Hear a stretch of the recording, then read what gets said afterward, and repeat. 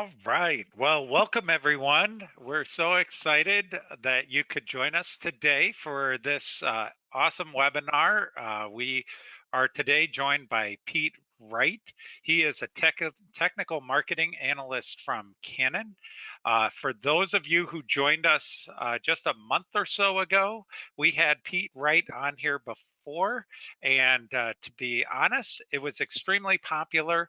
He had a lot of good advice, but he didn't get to share it all. In fact, he even hinted that he had a bunch more life hacks that we could potentially show in another webinar. So today I'm really excited to be able to announce we got Pete back, and he is going to be showing you the life hacks for printmakers. Before we get started, I would like to mention that all attendees are muted, and we'd like you to stay muted throughout. And then during the webinar, for now, we encourage you to use the chat feature to ask any questions that you might have for us, and we'll be looking at that throughout the presentation. But if you do have any questions, please type them there, and at the end, we'll take questions and answers as well. So right now, it is my pleasure to introduce Pete Wright from Canon. Over to you, Pete. Thanks so much. Oh, I went too fast. Thank you, everybody, for joining. Hopefully, we'll have lots of good information for everybody to take advantage of here. Just to give you a little background on where I come from so you can understand why all of these hacks exist. I owned a photography studio for a little over 2 decades, all through the 90s, all through the early 2000s, up until about 5 years ago when I started working for Canon full time as a technical marketing analyst. I still work as a photographer, but it's more of a hobby and gives me the ability to enjoy what I do and don't have to rely on it for income anymore.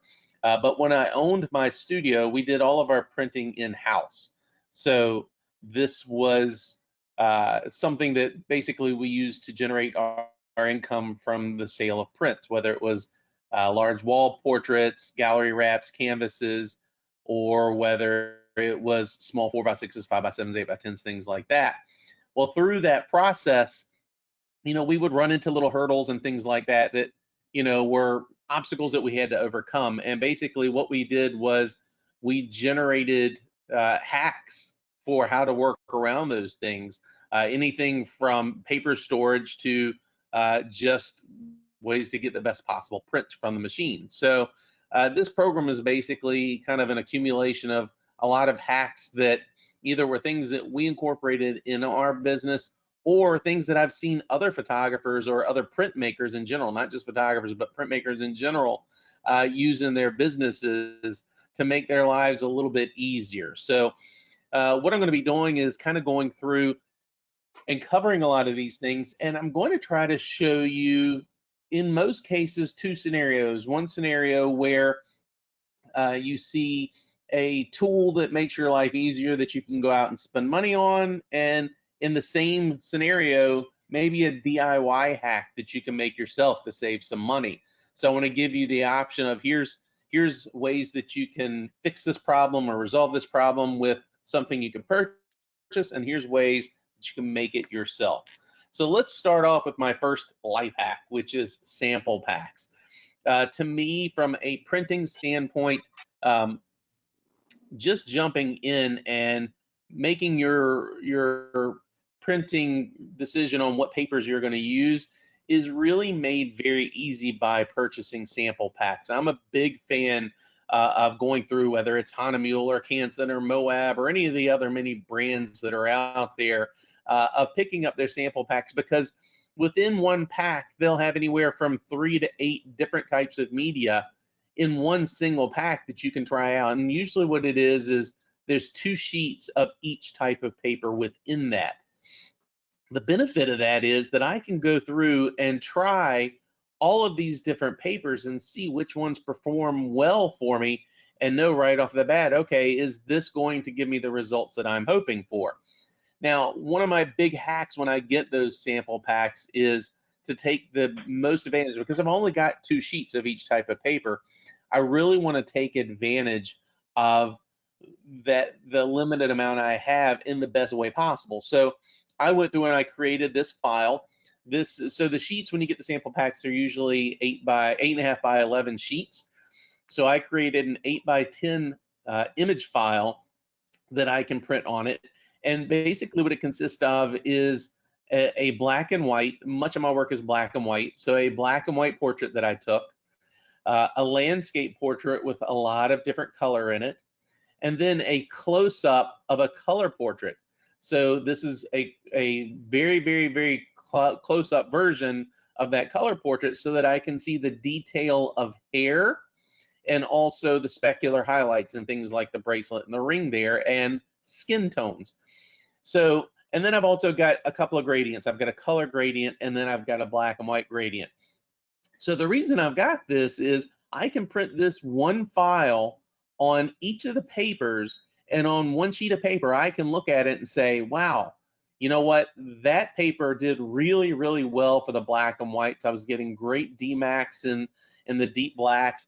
It holds really good detail in the highlights, and it looks lovely for black and white prints. But the colors maybe look on a color portrait, maybe looks a little washed out, or doesn't give me the results that I want in terms of, the really good saturation and things like that. So by printing this one file, I can see how well does it hold detail? How does it handle gradients? How does it handle black and whites? How does it handle colors?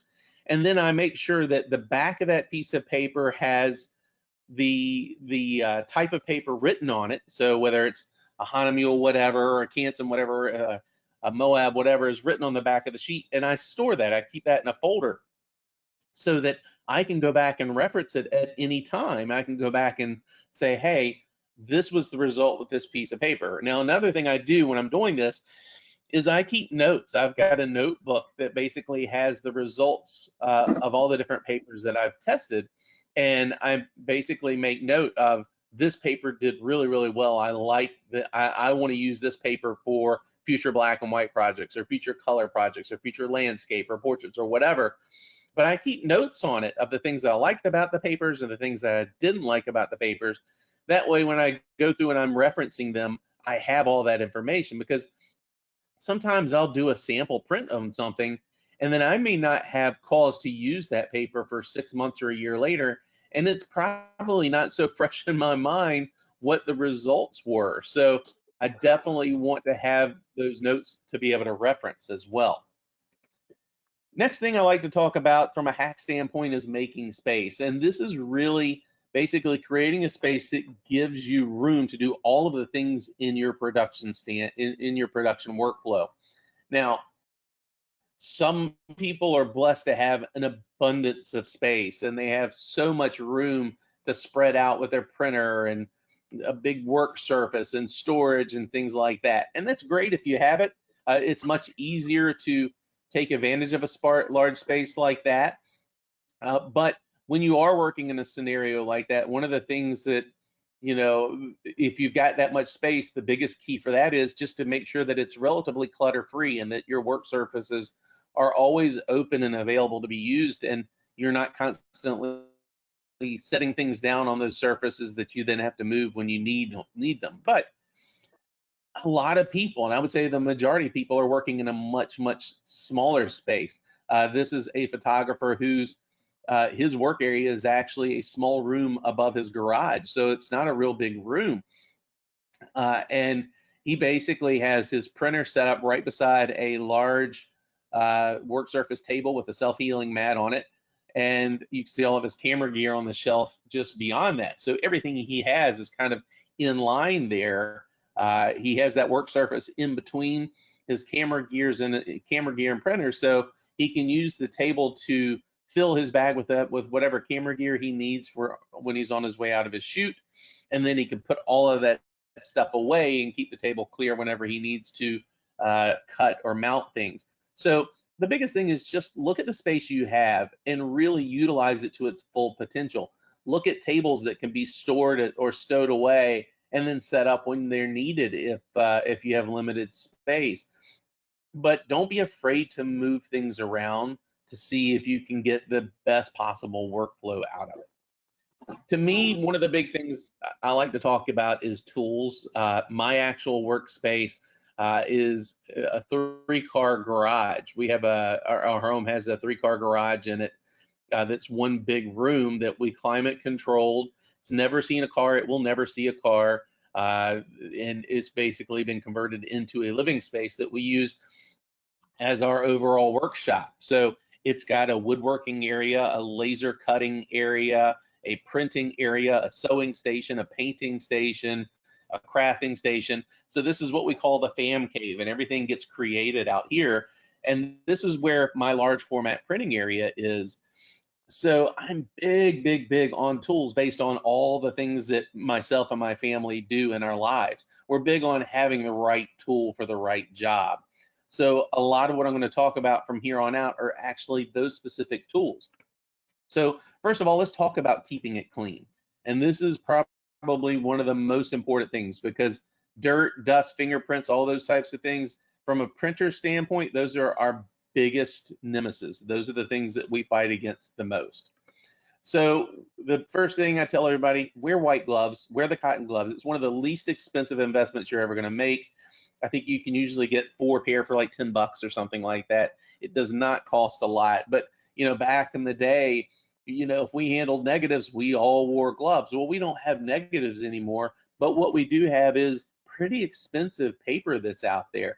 And it's a terrible thing to make an investment in a roll of paper and then you have greasy fingers and you handle the paper and you've ruined print because now you've got grease on the, grease from your finger and fingerprints all over the prints.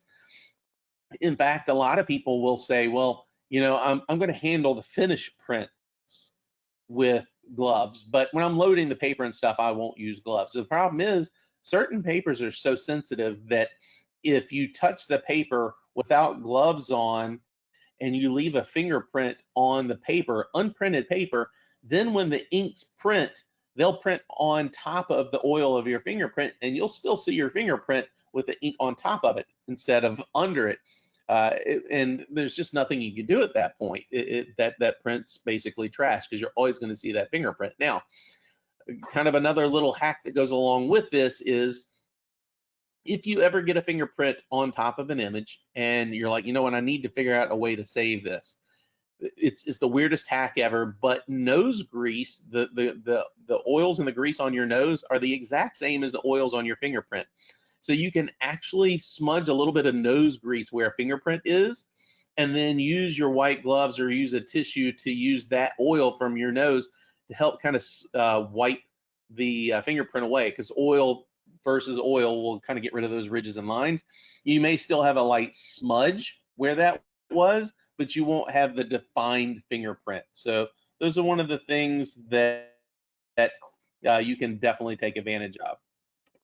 Next is cleaning the air itself. Now, this is kind of the most expensive way of keeping the air clean. This is an air filtration system. There's lots of different brands. There's Grizzly and Jet and all these different brands that you can pick up online, or you can go to Harbor Freight or Home Depot or Lowe's or places like that.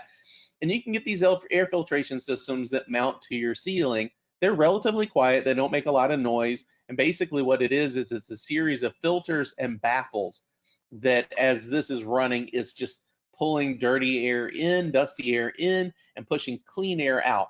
And what this does is it basically eliminates that layer of dust that accumulates on top of surfaces over time and gets rid of that fine dust particulation that you get that's in the air. This is a great system to have, but it's not super expensive. You can usually get them between $150 to $300 depending on the brand. So it's not crazy expensive, and it's a worthwhile investment. But from a life hack standpoint, you can also make something yourself that will basically get a very similar effect done for you. This is a photo sent to me from a friend of mine, Vlad, who's in one of our Facebook printing forums. And I invite everybody to jump on. We have a Facebook page that a friend of mine created that's called Canon Image Prograph Printmakers. And there's a lot of these hacks, and people will share ideas and things there. So I definitely encourage that. But this was Vlad's hack. It's something that I had done for a spray booth whenever I was spray painting, whether it was a paint or a clear coat or an adhesive, something like that. I had a fan with a filter running that would suck the fumes into the filter. Well, he was doing it just to clean the air in general. What he did was just took a 20-inch box fan that you could pick up for 20 to 25 bucks at Walmart, and then he put a 20 by 20 HVAC filter, just taped it right onto it. And basically what he does is anytime that he's going to be printing, about 30 minutes before he's going to print, he sets this up right in the middle of the room so that it can circulate air and pull all of those dust particulates that are in the air out and put clean air back into the room. So it just really helps settle dust before you start your printing. A little spotty. Now, this is going to be referring to dust that's actually created from the actual printing process. So while you're actually printing, you're creating dust that can actually cause you problems. The first one that I'll talk about is actually dust that's created by loose fibers in certain fine art papers. The paper that you're seeing here is actually called William Turner. It's probably one of my favorite papers from Hahnemühle. The texture of it's almost like sandpaper. It's got so much texture, but it's a beautiful, beautiful paper when printed. The problem is that it's got so much texture that those loose fibers that are in that texture can actually come off after you've printed on it. And then now what's happened is you've printed on it, a piece of the fiber from that paper comes off, and now that piece of fiber, it carried the ink with it. Now there's a white spot on the paper. So what I do is anytime that I'm printing on any paper that has fiber, potential loose fiber on it, I just take a clean, dry brush and just brush that piece of paper to knock off any loose fibers. That way, those fibers have been taken care of before I print on it, and I don't have to worry about having little white spots appear as a result. The other way you can get white spots on your printer is in the cutting process. So this is the inside of a Canon printer, and the blue thing that's right in the middle there, that's the actual cutting blade. It's built right into the machine. And as you can see now, the inside of this machine has a lot of dust in it. But if you look at the blue cutter itself, on the back side of it, there's a little channel, and you'll see a lot of little white dust in there that's accumulated from cutting the paper. Now, that dust isn't as bad as the dust.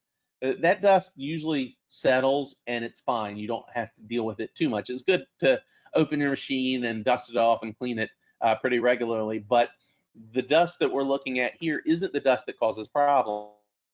The dust that causes problems inside a machine comes from very specific papers. One of them would be any metallic papers. When you're printing on metallic paper, it has a coating to it with a metallic fibers or metallic dust that's built into the paper to give it that metallic look. And when it cuts, it leaves a lot of that metallic dust inside of your machine that's going to get on future prints or future papers that's coming through.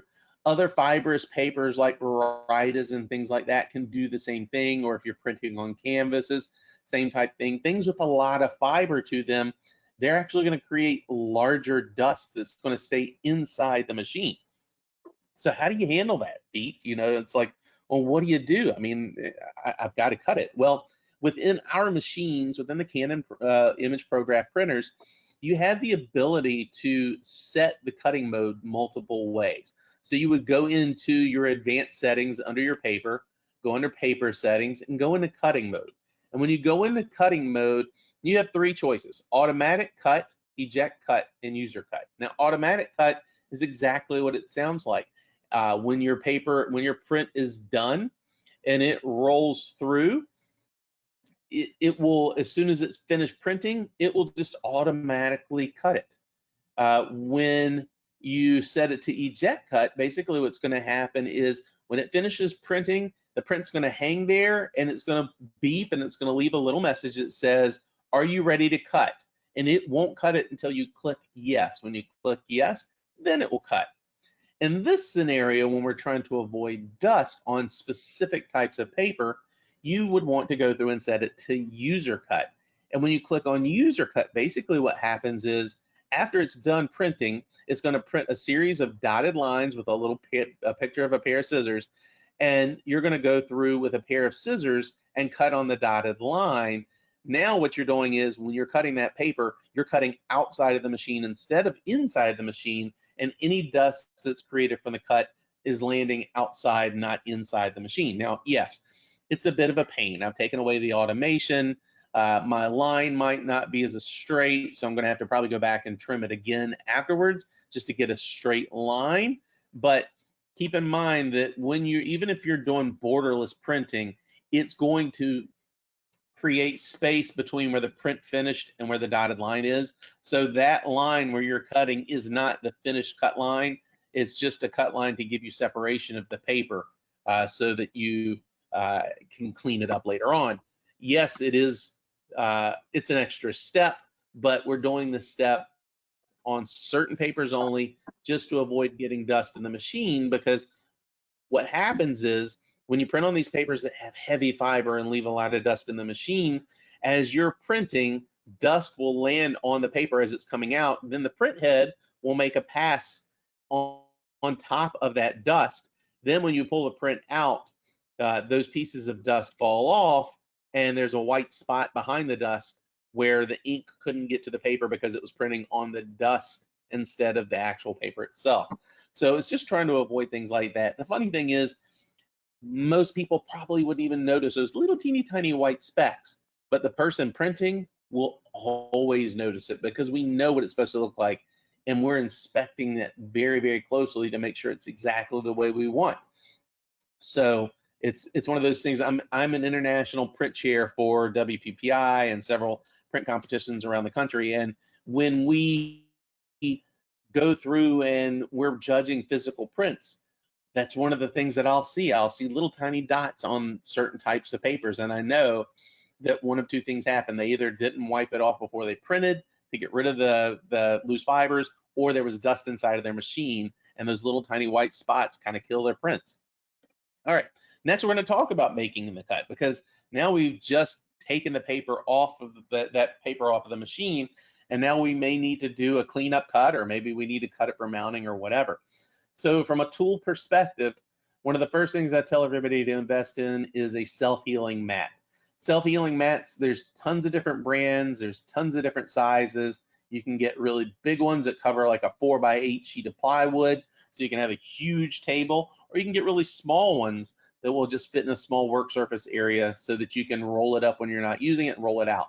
What's really great about these self-healing mats is they do exactly what they say. After you make a cut on them, they heal so that you don't have a ridge for your cutting blade to fall into and cause you to get a crooked cut.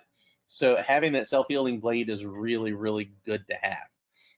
Next is your guide for when you're cutting. So here's the least expensive mode. So we're going to go cheapest to most expensive on this one. At the very least, make sure that when you're cutting, your guide is a metal ruler. The metal is going to be great because, first of all, you're not going to cut into it like a piece of wood.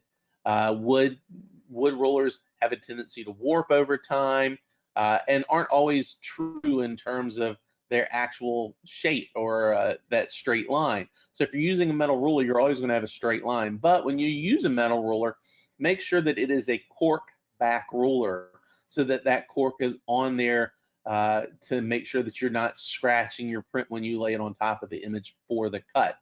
The other thing I do is I pretty routinely, before I use a cork back ruler, if I'm using it for anything like this, for small cuts or whatever, I take that same dry brush and I brush the cork off just to make sure that nothing's gotten stuck in the cork as well. Now, the next step up from that is a keen cut. And again, I think there's a few other brands of this as well. Keen cut's just kind of the one that I know the best. But the keen cut, the nice thing is its straight edge has this handle on it. And that handle is good for a few different things. First and foremost, it's safety. If I am holding onto that handle, I have moved my fingers away from that flat edge surface so that while I'm holding down and I'm applying pressure, as I slide the blade across that straight edge, there's no chance that I'm going to slip and cut my finger. So from a safety standpoint, it's much, much better. Also, because of that handle, when I push down on the handle, it's giving a more even amount of pressure. It's dispersing the pressure across the entire surface so that as I'm cutting and running the blade across that straight edge, it's not going to accidentally slip and all of a sudden mess up my cut. And again, this one also has the little rubber strips across the bottom to make sure that the metal's never actually touching the print, that it's got something protecting your surface. So that's my next level. Now, the next step above that is to use a cutter. And again, multiple brands. You've got Rototrim, you've got Keen, you've got Dolly, but you've got multiple brands out there that have a rotary type cutter for you to help you get that really, really straight edge cut. My main caveat with this is that when you get one of these rotary type cutters, get a 2-rail rotary cutter. The reason the 2-rail is because you don't get the flex as you're making the pass, especially on the really long ones. If you've got like a 3-foot or longer one, you'll start seeing flex if it's a single bar. So as you get to the middle, that bar is going to flex a little bit and your cuts won't be as straight. So having that dual rail, think of it as like a monorail or a train or something like that. On a train, you're gonna they have 2 rails because it keeps things on that nice straight path. So I always like to have the dual rail just to make sure that I'm getting a nice straight cut every single time. Now, this is kind of the Rolls Royce. So this is the Canon cut and contour solution. And what it does is it's a solution that combines our printer with image print red software and a Graphtec cutter. So it basically automatically puts a cut path, or anything that you're printing, it automatically puts a cut path on the image. Then when you take the printed image over to the Graphtec cutter and put it in, it's going to read that cut path and automatically cut everything for you. So as you see, there's no space between these images. It's cutting perfectly on them, on that line. And then all you have to do is go through and pop them out and you're ready to go. So the really nice thing about this is you're getting that precision cutting. You're not having to handle or touch the paper. You don't have to worry about accidentally missing your cut or messing your cut up. You know it's going to be an exact size and they're all going to be cut to the exact same size, and it's fast. You can set it up, let it cut, walk away, and they'll be ready for you when you're done. So this is a really, really great system that would help you out in terms of being able to cut. Now, you can also do contour cuts. So if you have our printer, you can cut stickers. Maybe if you have a client that's a school and they have a school logo and you want to make stickers for the school, you can actually, the software will automatically create a contour around the school's mascot or the logo, and then print and cut around that shape. So it doesn't have to be a perfectly square cut. It can actually follow the shape of something. That's a whole different program, but it's a really cool. And we even do packaging like boxes and stuff off of our Pro Series printers with the cutter. So all kinds of cool options. Next is I tell everybody to save your scraps.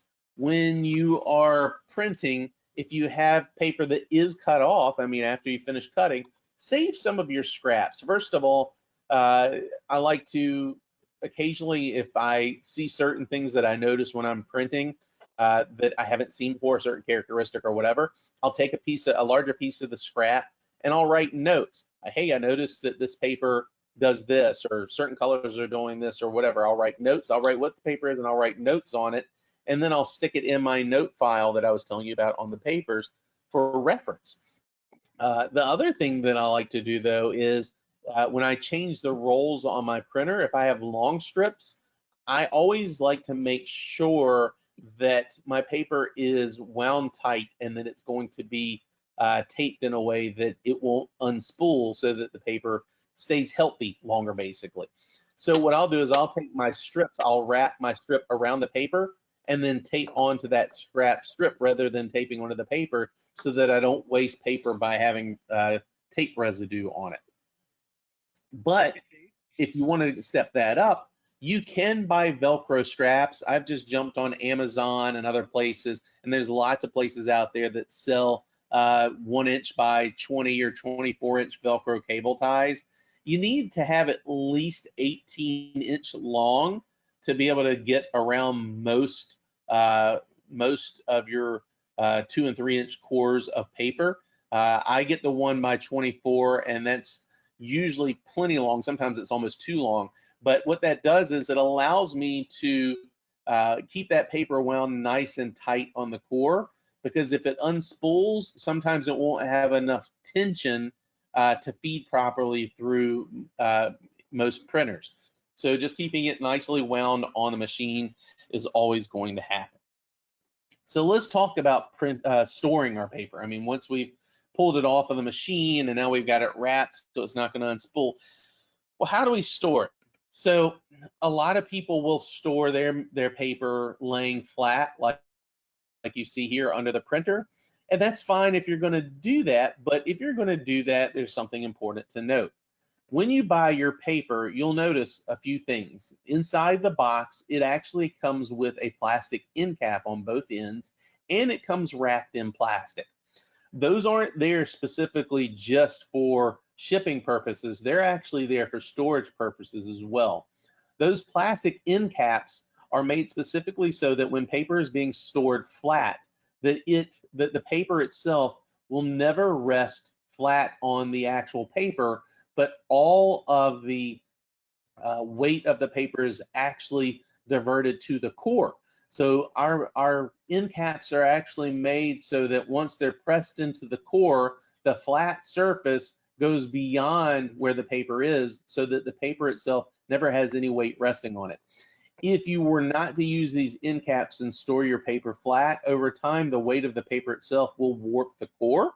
And then when you go through, sometimes it might warp to a point where you even have a hard time getting it on the spindle. But as it's feeding, what's happening is if the core is warped, it's going to kind of do a flop thing where it's just not feeding properly, and it will occasionally cause an error with the machine. It'll error out, or you'll see feed problems where you might get banding and stuff like that.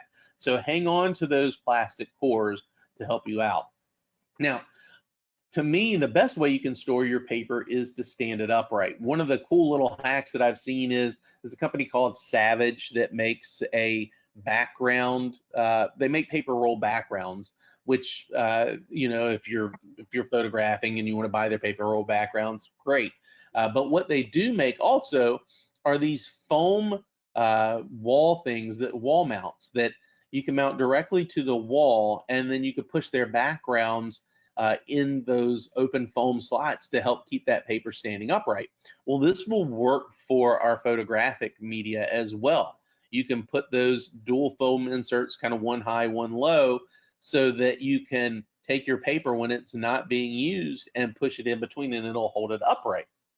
So, and they're pretty inexpensive. I can't remember the cost, but it's 50-ish bucks or something like that if you find them.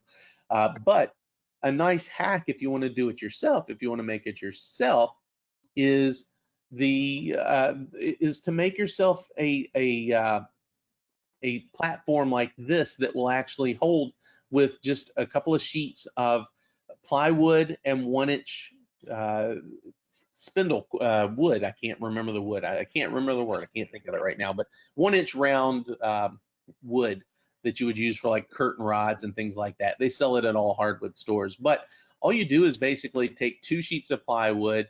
On the top piece, go ahead and drill the exact same size hole as your spindle. Then attach the top piece to the bottom piece.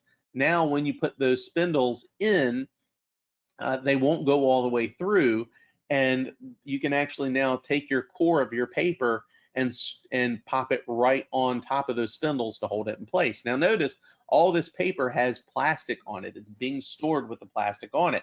So not only are they wrapped up to make sure that they don't unspool, but the plastic's on it to just make sure that dust doesn't settle on it, that no moisture or anything settles on it, and that it absorbs as little of what's in the atmosphere as possible, and it stays as dry as possible. This is the one that I actually made for my home. The papers that are on the front are ones that they're not wrapped in plastic because they are used on a daily basis and they get rotated in and out several times a day. So, but at the end of the day, at night, the plastic bag gets slipped right over them when they aren't being used. But this is just a rack that I made myself, and even threw a little shelf up top to keep cut sheets in, as well as a pair of gloves that are always handy and ready to go. And mine's even on wheels so that I can roll it out and grab the medias that are in the back without taking a lot of room. So these are things that it doesn't take a lot of time and money to create, and helps you store your paper properly so you can quickly access it and so that it is kept safe for you. Now we're going to talk about calibration, and this is a big deal. This is something that, to me, there are 3 different levels of calibration, and if you're not doing them all 3, then you're really kind of shooting yourself in the foot. So first, we're going to talk about white balance on a camera, and this is kind of the equivalent of calibrating your image at the capture standpoint. So if you're going through and you're photographing, the best thing you can do is give yourself a true white balance to know that you're getting accurate color from the capture standpoint, especially if you're shooting in multiple scenes, multiple locations, or if you're shooting with a team of photographers for one event. My wife and I both photographed weddings together for 12 years, and we would work separately on the same event. So I would be with the groom while he was getting ready, she'd be with the bride while she was getting ready, and then we would come together for the ceremony and the reception and everything else. Well, what we would do is this color checker, which is a passport color checker from Wright, it's about the size of a cell phone. We would both have one. And for each scenario, each time of the day, our first photo of that section of the day would be of this. So if I was in a hotel room with a groom while he's getting ready, my first photo after I was set up, before I started photographing, would be of this. So I could set my white point, my black point, and my gray point for that lighting and color situation in that specific room. Then if we did a first look, we would go outside maybe for a first look. Again, my first photo and my wife's first photo would both be of a color checker. And then same thing with the ceremony, same thing with the reception. Every time there was a change of scene where the lighting and the color changed because of the setting, we would make our first photo of this. Then we would batch process that entire section of the day to that first shot from the color checker. And the nice thing is, because we both did it, you could look from her camera and my camera from the same time if we were both photographing at the reception, because we both did the white balance at the very beginning. Our images matched. Even if they were from different cameras, our images matched. They had the same color. So now I've got my color set. Now I've got consistent good color from whether it's a portrait session, a sporting event, a wedding, whatever it is. Next, I got to make sure that when I look at it, I'm seeing what I actually captured accurately. So I need to calibrate my monitor. Well, if I've gone to all of the work to make sure that the color looks good as I captured it, but then I look at it on an uncalibrated monitor, well, then at the end of the day, what was the point of me calibrating or setting my white balance on my camera? There's none, because I don't know that what I'm looking at is accurate on my monitor. So you really need to go through and calibrate your monitor so that you can know that what you're seeing is accurate, that you're getting that accurate color and accurate lightness. The number one adjustment made when you calibrate your monitor is brightness, far and away. We're all kind of addicted to monitors, whether it's our cell phone, a tablet, a phone, a TV, or a tablet, or whatever. We're constantly looking at screens. And because of that, we have a tendency to bump the brightness up on everything that we're looking at to make it feel like it's easier to see. The problem is that when we bump up the brightness on the monitor of our computer and we're viewing an image, if we look at it and we say, wow, that image is way too bright, well, it's way too bright because the brightness on our monitor is too bright. So, and it's not calibrated. So then when we say, well, that image is too bright, and we darken it, well, now when we print it, it's going to print too dark because we darkened it artificially. It wasn't too dark, just the monitor was too bright. So you need to have your monitor calibrated so that as you make adjustments, there are true adjustments that needed to be made based off of that calibration. Last is to calibrate your printer. You know, the great thing is our Canon ImageProGraph Pro Series printers have a spectrophotometer built into them, which allows you to go through and do a color calibration. So I can click color calibration. I can hit auto adjust. Do you want to start this color calibration? Yes. And when I do, it's going to print this color chart. In this color chart, each one of those rows represents one of the 12 colors, 12 inks that are built into our machine. And the printer knows exactly what each of those colors is supposed to look like. So when it goes through and it's reading those colors, if the colors are a little off, it's going to automatically adjust for that shift that it's seen to make sure that the next time that it prints, that those colors are more accurate. Well, you would say, Pete, why should I calibrate and how often should I calibrate? Well, why is if you're starting to notice that there's a color shift, like certain colors aren't looking the way they're supposed to be looking, it might be slight, but you're starting to see a slight color shift, then you would need to go through and do a calibration. Well, what would cause that? The main thing that causes a color shift is weather related, atmospherically related. So typically it's either temperature or humidity. And you'll see that as you see a shift in seasons. So when you go from a shift from spring to summer or summer to winter or winter to fall, those are when you're going to see major changes, especially if you're in an area that has, 4 specifically different seasons. I'm in Florida. We've just got year-round summer, so it's kind of rough down here. But in the rest of the country where you have these really beautiful, beautiful falls where it's somewhat dry, it's not really humid, and it's a little cooler. But then you go into winter and it's really cold and it's really dry. Then you come into spring and it's starting to warm up and it's slightly humid. Then you get to summer and it's really hot and it's really humid. Well, what happens is paper is going to change every time those changes happen. Paper retains moisture. Paper, because it's wound with the core, it retains heat, it retains temperature. Your ink doesn't change, but the way the ink reacts to paper changes because the paper's properties have changed due to what's going on. So you calibrate your printer every time you have those seasonal changes so that the ink knows how to react to the paper now that it has had that change. So I tell everybody, at the very least, use those seasonal dates as your cue to, hey, it's time for me to calibrate. It takes about 5 minutes to do it. But what I say is, hey, when somebody says, hey, first day of winter, first day of spring, first day of fall, that should be that little mental cue of, oh, you know what? I need to go calibrate my printer. Once you calibrate it, you'll see on the sheet up there, it says date of print head installation. It's got the date, and then it'll tell you the date of calibration. This one was calibrated on April 30th of 2020. I take that and then I literally tape it to the side or the back of my machine so that I can always reference this sheet and know the last time it was calibrated. Here's the thing. If you aren't doing all 3 of these steps, if you're not catching your white balance or properly white balancing your camera, if you're not calibrating your monitor and you're not calibrating your printer, then at that point, you're just really kind of hoping and praying that you get good results. Because if one of those 3 things is missing, even if you've done the other 2, you're just taking a shot in the dark that that third one is going to be okay and that you're going to get good results at the back end. So you really want to try to do all 3 of those things so that your entire workflow is predictable and you get the best possible results. The next thing is making sure that you work in an unchanging light source for editing. Again, I'm editing in my office where I do my editing, it's a 3-car garage.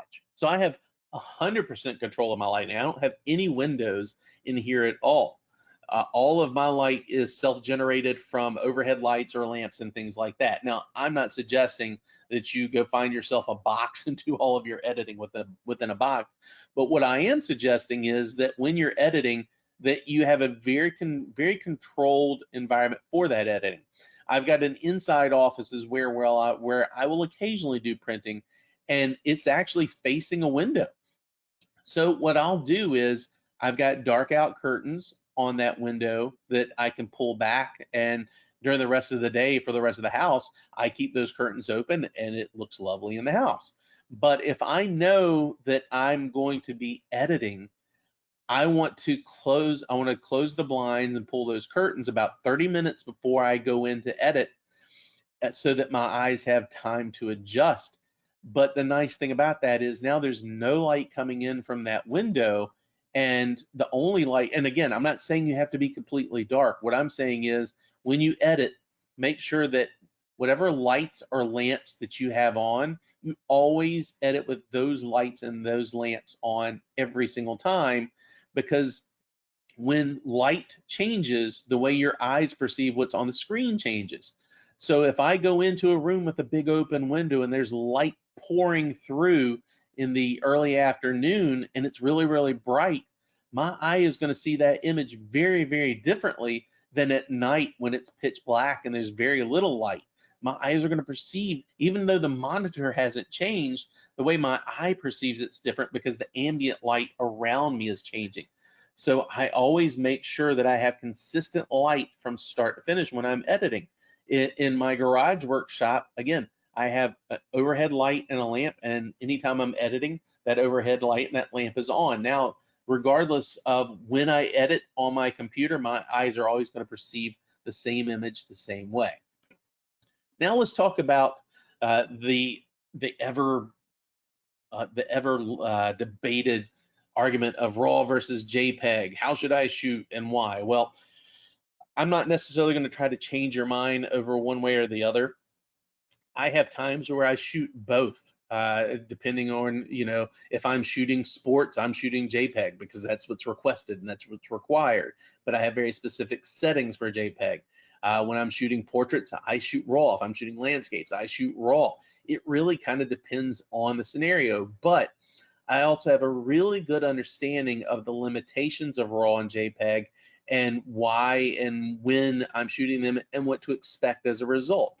So let's talk about RAW versus JPEG. Let's talk about 8-bit versus 16-bit. Let's talk about color space, and let's talk about ICC profiles.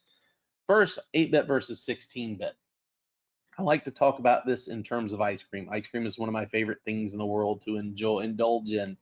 So when we talk about ice cream, Neapolitan is one of those ice creams that nobody really loves, but nobody really hates.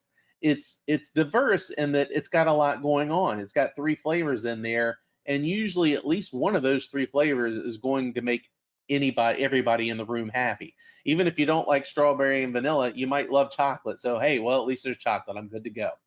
Well, what does Neapolitan represent? Neapolitan represents 8-bit. So 8-bit would be 256 colors per channel. That's 256 red, 256 green, 256 blue. So when we talk about RGB, this is where we get into. So 256 colors per channel. That's pretty good. That's a lot of color. Well, what does that represent? That represents a JPEG. So I know when I'm shooting JPEG, I'm shooting 8-bit and I'm getting 256 colors per channel. Well, what is the next thing I should look at? Well, let's say I want lots of different flavors and I want toppings and I want whipped cream and cherries. I think somebody might not be muted there, Robert. I'm hearing like a doorbell chime and typing every once in a while. Let's say I want toppings, and sprinkles, and nuts, and all kinds of other stuff. That's a big bowl of ice cream. There's a lot more going on there. When I get there, I'm now looking at 16-bit. Well, what does 16-bit equate to? 16-bit is 65,536 colors per channel. That's per red, per green, per blue. So I just jumped from 256 to over 65,000. That's a huge jump. Well, what does that equate to? That equates to a TIFF that we would extract from a RAW file. So that's a lot of information. Well, where is that relevant? Where do I see that big difference between the RAW and the JPEG? The biggest place is in a gradient. If you look at the gradient on the left, that 8-bit, now this is the exact same file you're looking at. The left is the 8-bit version, the right is the 16-bit version. And what happens in a gradient is the more color information you have, the more it's able to basically go through and create that smooth transition from one color to the next in that gradient. So if you've ever looked at a blue sky, a picture of a blue sky, and you've seen these chops, well, that's called gradient banding, because there's a lot of blues in the blue sky. There's definitely more than 256 blues in a blue sky. So you're going to see choppiness in there if you're shooting a JPEG, and you're going to get that gradient banding. But if you took that exact same image in 16-bit, and now you have over 65,000 blues to make that same transition. It's going to be very smooth. You're not going to see that choppiness. So if you were doing portraits of a person, maybe that's where you would see the gradient banding in maybe their skin, where you're going from a shadow to a highlight, maybe from the shadows under their chin to the highlights of their cheek, that you would see gradient banding there. Lots of places where you can see gradients that just occur naturally. Like I said, shadow areas, the sky, things like that. Next, we're going to talk about color space. And when we get into color space, this is another area where, a lot of people kind of get confused on, well, what color space should I be using? Well, when we get into color space, there's three popular ones that everybody typically discusses: sRGB, Adobe RGB, and ProPhoto RGB. So sRGB is the smallest color space, and that color space was actually created specifically for computer monitors for the web, because the computer monitors that we look at, like 97% of them, I think is the number I've found in research. 97% of computer monitors are sRGB computer monitors. There's not a lot of Adobe RGB computer monitors available. So when you're looking at things on your phone or your tablet or your computer, you're viewing them at sRGB. It's a limited color space. So that color space was created when you're photographing something that's specifically going to be put on social media or on your website. Adobe RGB is 100% larger than sRGB. It's got a lot more color available to it. So if it's an image that you're going to print, you can print in Adobe RGB or sRGB. When you're printing something and you've got a lot more color that you want to be able to show in that printed work, then I would actually be capturing an image in Adobe RGB, so I have the ability to show the most color. Well, here's the thing. If you capture something in sRGB, you can't change it to Adobe RGB and recover color that wasn't there. If it's captured in sRGB, it can only be sRGB. If you change it to Adobe RGB, it's still going to be the same amount of color that was there in sRGB. It just has a new name, but it's not going to add any of that color. Whereas if you capture it in Adobe RGB, you can always downgrade it to sRGB if you want to make it a smaller color space. So it's easy to go backwards, but you can't go forward. Now, here's a key. If these color spaces are only in JPEG, so when you're photographing in RAW, at that point, RAW captures all of the color, and then when you process it out to a JPEG or a TIFF, then you have to assign which color space you want it to be. So I would shoot in RAW and I'd say, okay, I'm shooting this one, I'm going to process it out for the web, so I'm just going to save it, process it as a sRGB color space, or if I'm printing it, Adobe RGB. And another thing, your camera, every single manufacturer out there, your default color space for JPEGs, if you're shooting JPEG, is sRGB. That's the default on it. So your cameras, all of them, again, regardless of brand, they're set as a default for sRGB with that smaller color space. So if you need Adobe RGB for that larger color space, you're going to want to go in and change the defaults on your camera so that it's capturing at Adobe RGB. Well, Pete, you say you've been talking all this stuff about sRGB and Adobe RGB. What about this ProPhoto RGB? That looks huge. It is huge. It's a massive color space. The problem with the ProPhoto color space is, well, we don't have the technology to view or reproduce or print that color space. It's basically a color space that was created for future technology. It's capturing, we can capture it, we can capture tons of color space, but right now we just don't have the ability on monitors to view it, to see that massive color space, and we don't have any printers in existence that can print that color space. So it's a color space that, like I said, was really created for future technology. No real benefit of using it for from an editing standpoint right now, because even if you edit in ProPhoto RGB, you're really not going to be able to see the difference in what you're editing, and you can't print it. So ultimately, it's going to revert back to Adobe or sRGB for viewing and printing purposes. But one day, it's going to be out there, and it's going to be awesome. Now, ICC profiles. ICC profiles are basically essentially kind of like the recipe for getting the absolute best results for your papers.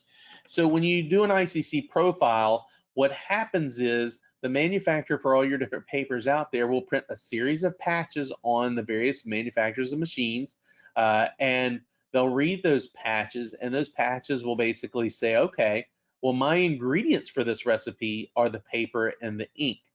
And I'm going to do all this reading, and from those ingredients, I'm going to come up with the perfect recipe to give us the perfect souffle or the perfect result of a finished image, because I know this is how the paper and ink react to each other. So an ICC profile is essentially just the recipe to give you the best possible results. Now, at the end of the day, with our Canon Pro Series printers, the ICC profile is just a small part of giving you the best results. We actually have what's called an AM1X file. And with the AM1X file, we use Media Configuration Tool, which is a free software, to actually go through, and when you're creating a custom paper, you can go through and do these really advanced things. So I can do a paper feed adjustment that makes sure that I'm not seeing banding.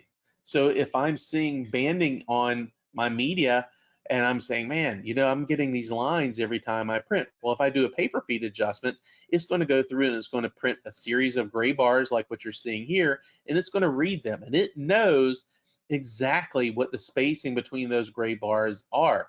And as it's reading it, it's going to say, okay, it's either getting gap banding where there's a space between the lines, or overlap banding where I'm seeing a line where the print head made a pass and there's a slight area where it overlapped. So when it does this, when you hit execute and it prints this out, it's going to read that and it's going to give you perfect alignment so you don't get banding in your printing.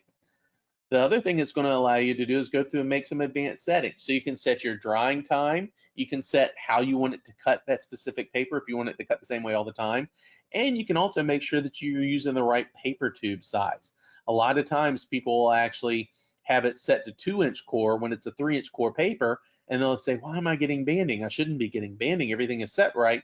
Well, maybe somebody set the wrong paper core. Now, the other thing is you've got this button here that says detailed settings. Well, detailed settings really takes it a step further. Let's say it is a 3-inch core. Well, guess what? All 3-inch cores aren't created equal. Both of these cores are 3-inch cores, but look how thick the one on the right is compared to the one on the left. It's 12 millimeters larger in diameter, and that can affect your paper feed and potentially cause banding. So you can actually go through and use a caliper to measure the thickness of that core and really go in and put that detailed setting in to be even more refined. The next is advanced paper setting, and this is where you're getting your ink usage in terms of how much ink is actually being laid on the paper. So you would go through and say, all right, well, I want to do test patches, and maybe I just want to do medium small, or maybe I want to do Canon base paper, the small, medium, small, standard, high, and medium, high, and largest. Well, when I do that, this is what it's going to print. It's going to print some gradients. It's going to print text in a block and text out in white. It's going to print individual colors, and then it's going to print a gold and a silver. And what I'm going to do is I'm going to look at each one of those and see which one gave me the absolute best results based on the amount of ink put on the paper. Did I see puddling? And puddling basically means that's when you start seeing the paper start rippling a little bit, like when you get a drop of water on a piece of newspaper and it does a little ripple. Or am I seeing where maybe the text, the letters in the text aren't connecting because there's not enough ink? Or in the areas where it's block text, where the text is white surrounded by a color, is there so much ink that it's starting to block the text up and I'm not seeing the text? I'm going to look at that. I'm going to pick the best one and say, hey, that's the best one, and I'm going to enter that as my setting. The other thing that you're going to see is you can choose your paper thickness. You can adjust your paper thickness and your vacuum strength. So if you're getting head strikes and things like that on your paper, you can make adjustments there to avoid head strikes. Next is your calibration target. Rarely will you ever use this unless you're going through and setting a custom calibration. It's not something I recommend doing unless you're doing very, very high-end printing where you want to do a custom calibration for a specific paper. Typically, you can do a common calibration, which means you're calibrating to a a Canon glossy media, and that one media, because Canon understands and our machine knows that media's properties, you can do that common calibration to that media, and then it can now basically push that calibration out properly to and make the proper adjustment for all other medias. So rarely are you probably going to use this tab. But then last but not least is your ICC profile that you created or that you got from your media manufacturer. You would just install right here in this section to give you the best results from your ICC profile in conjunction with everything else. Now, here's my little platform where I like to talk a little bit about third-party inks, because I get a lot of people that say, I saw a really great deal on third-party inks. Should I use those versus the OEM inks? Because it's going to save me some money. Well, here's the thing. If you use third-party inks, that ink formula is completely different than OEM inks. So if you've done all these other settings and you've got this ICC profile and you calibrated your monitor and you calibrated your printer and you calibrated your camera, if you did all of that other work, but then you throw in an ink that's a third-party ink that's an unpredictable variable, because we don't know the formula of that ink and they have a tendency to change from one batch to the next, then the ICC profile is completely null and void at that point, because the ICC profiles that you're going to get are based off of OEM inks, and all of the other things that you've done to this point are going to be based on using OEM inks. So the little bit of money you're going to save, you're going to lose in the frustration that now you're not getting good results on the back end. So it's highly recommended to make sure that you're using OEM inks.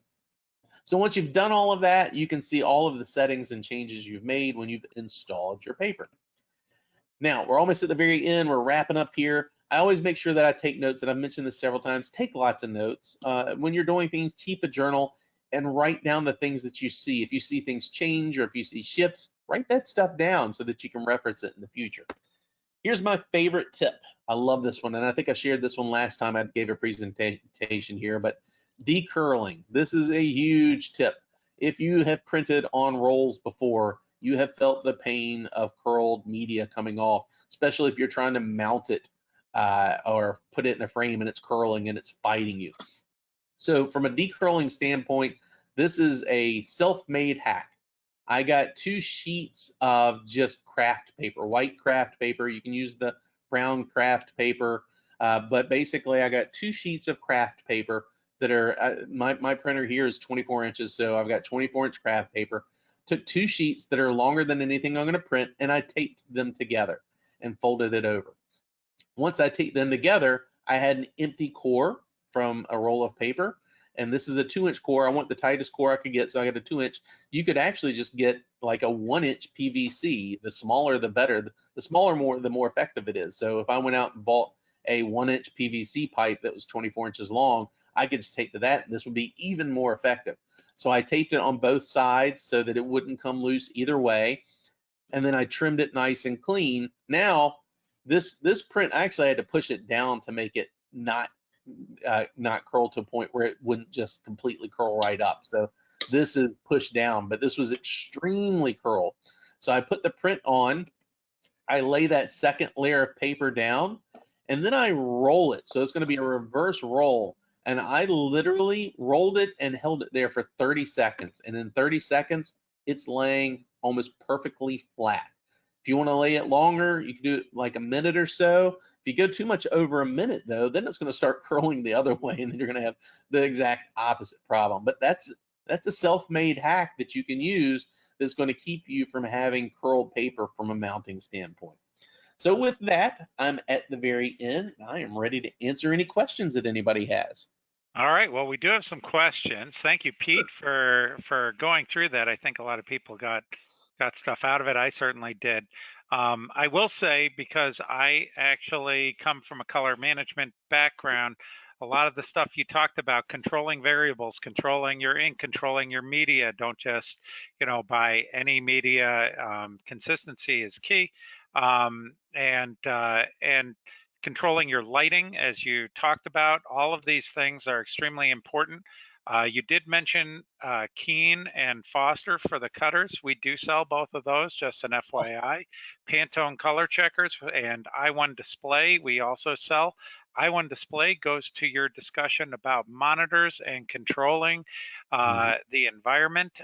Certainly, I will tell anybody out there, and I shout it from the rooftops, that color management on your monitor, if you are doing any editing at all, I highly recommend just investing in an I1 Display Pro. We do sell those, but it certainly allows you to put in check all of those variables, whether it's the luminance, and get the proper profile onto your monitor so you're seeing the image the way it's supposed to be seen. Obviously, that's always the limiting factor is always the gamut that you discussed of your monitor. However, having an accurate representation on your monitor, if you're going to make an adjustment, at least you know what direction to adjust, because some people have never calibrated their monitors, never profiled their monitors. They go to do an edit and they go in the wrong direction or something because they don't know what they're looking at. So having a profiled monitor, I will always say, is one of the key points. Bob, one of my pet peeves and one of the things that makes me crazy is people will go out and spend thousands, if not tens of thousands of dollars on cameras and lenses and gear like that. And then their monitor is the $100 monitor they bought on Black Friday at Best Buy. Yeah.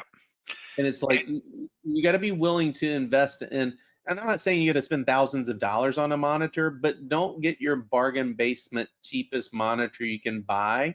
Invest a little bit in a slightly nicer monitor that's going to hold a calibration better, and then calibrate it.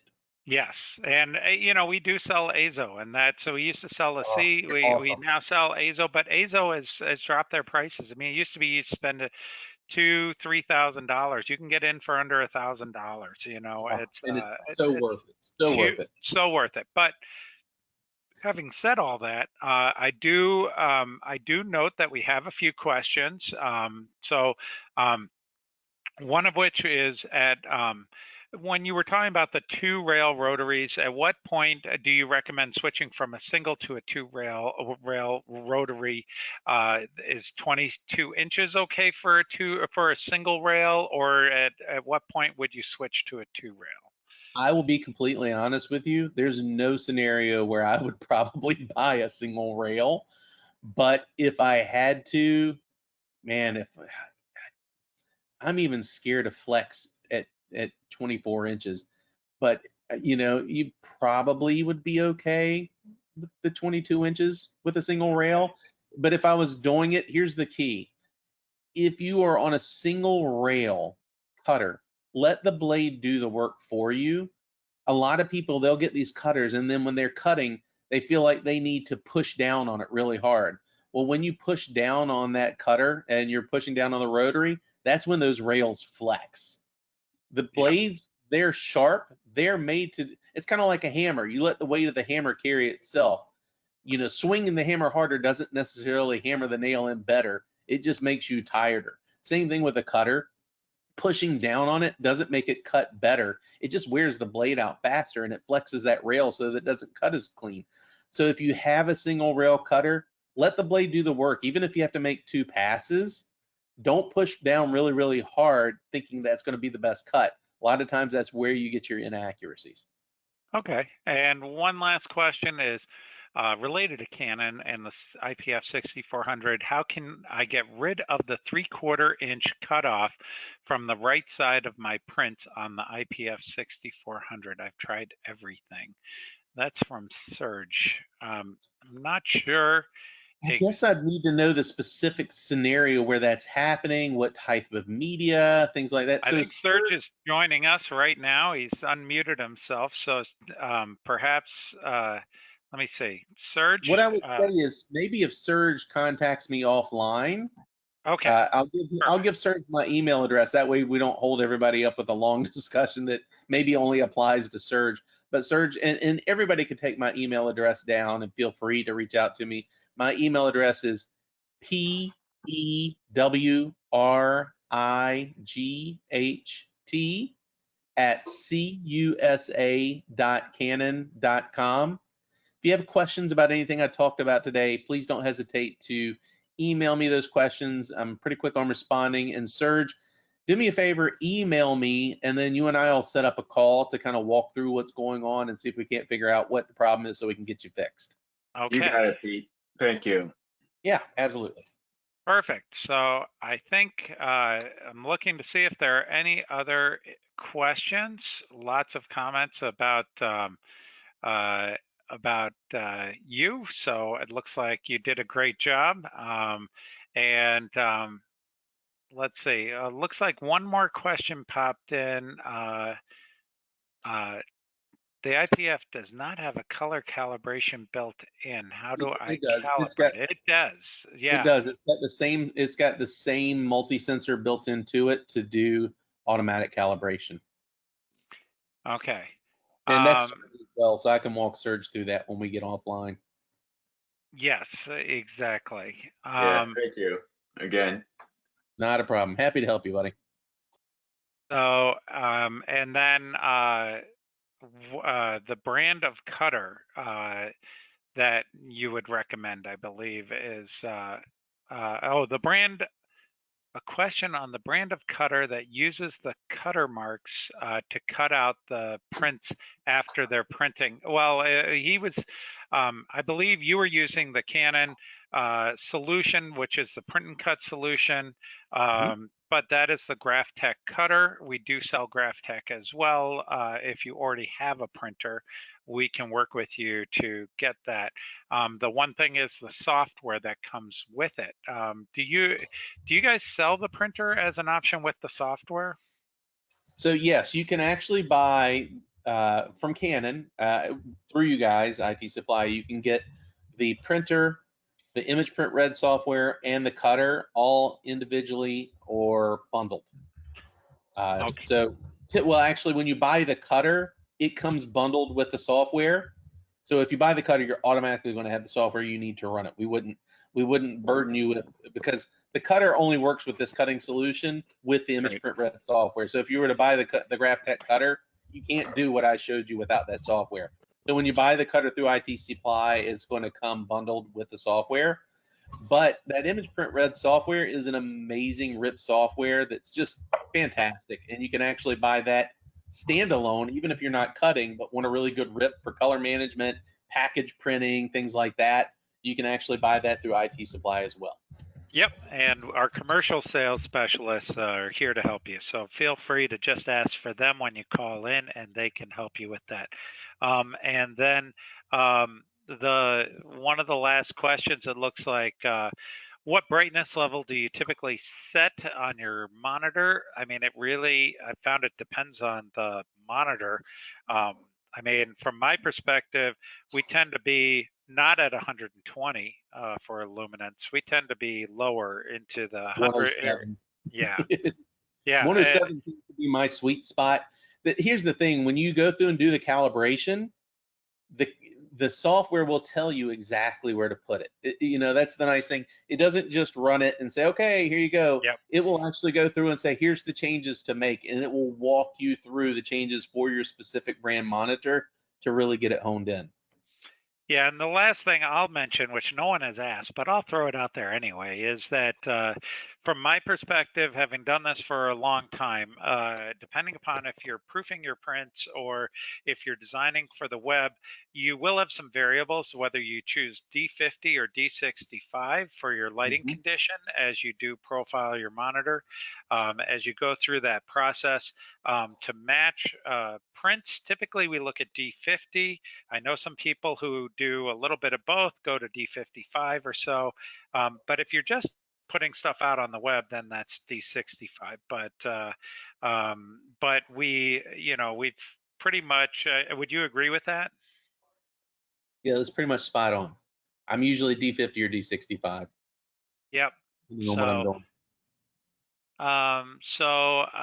Let's see. I have a question about white balance calibration in the camera. When you take a picture of color checker, what white balance setting should the camera be set to?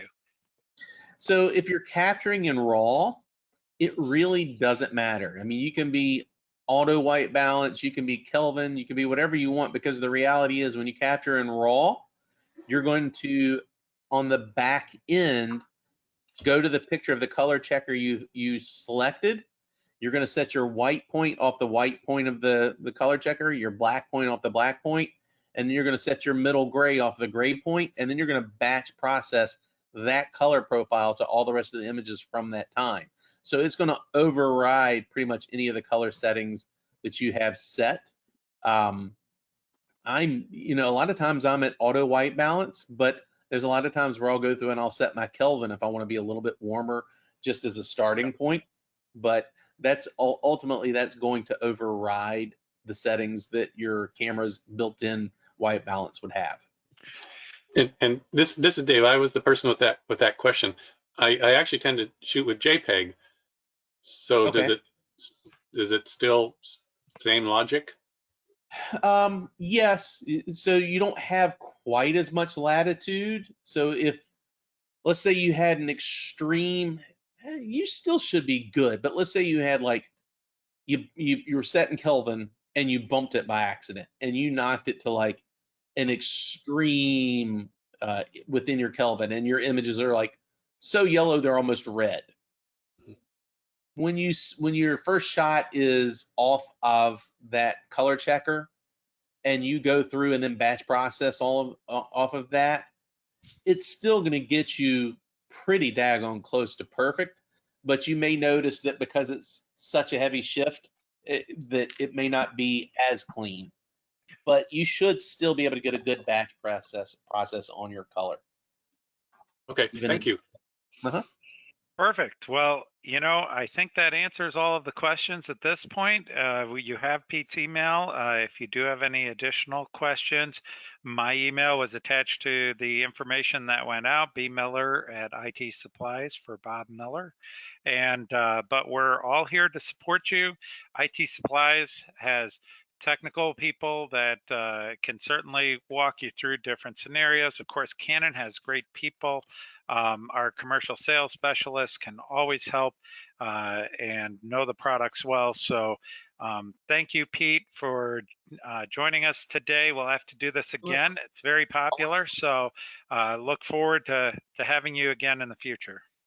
Always happy to come back and always enjoy your audience. Always great questions. All right. Take care, everyone. Bye. Thank you for watching our video. Don't forget, like, comment, and subscribe. And if you have any questions about any of the videos that you see here on our YouTube channel, call in to a commercial sales specialist at 800-771-9665. We're here to help.